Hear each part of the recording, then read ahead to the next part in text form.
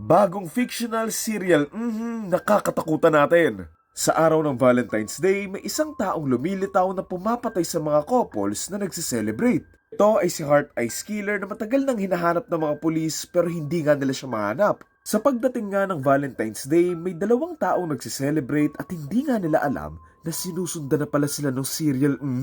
Kaya naman, ang masaya sana nilang gabi ay mauuwi nga sa matinding takbuhan at mga habulan para nga makatakas sila kay Heart Ice. At dito nga nila gagawin ang lahat para makalaban bago pa nga sila matulad doon sa iba pang mga couples na nagsiselebrate na binawian ng buhay sa mga madugong paraan.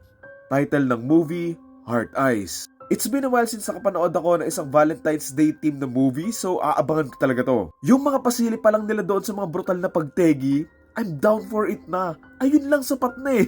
And nandito rin pala si Casper by the way, so kung may makakapigil kay Heart Ice, si Casper yon. I'll make a wish for you. Speaking of Heart Ice, nakita nyo ba yung maskara niya? Dinaig pa niya sila Jason and Michael na nakamaskara tig 100 lang eh. Yung sa kanya, may pailaw pa na heart sa may mata, so hindi ko alam kung paano siya nakakakita dyan.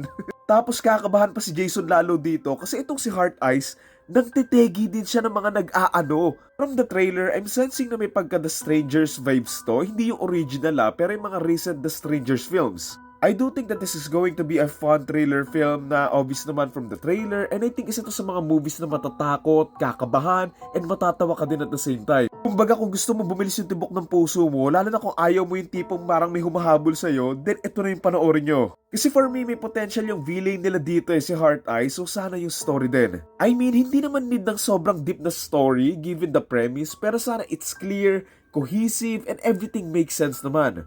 Ako curious nga din ako sa backstory nito ni Heart Ice bakit tuwing Valentine's Day lang siya umaatake? Bakit ba? Nag-ghost ba siya nung Valentine's Day?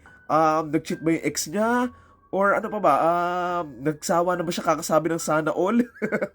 So yun, yung motibo dito ni Heart Ice yung aabangan ko kasi yun yung parang mystery doon sa may film. Siyempre aabangan ko din yung dalawang couple or dalawang taong susundan nga niya throughout the story. So yun, again, ang title na to ay Heart Ice and showing na to sa ibang bansa on February 7. So I'm not sure kung sa Pilipinas ganun din. Pero yun, February 7, Valentine's Day.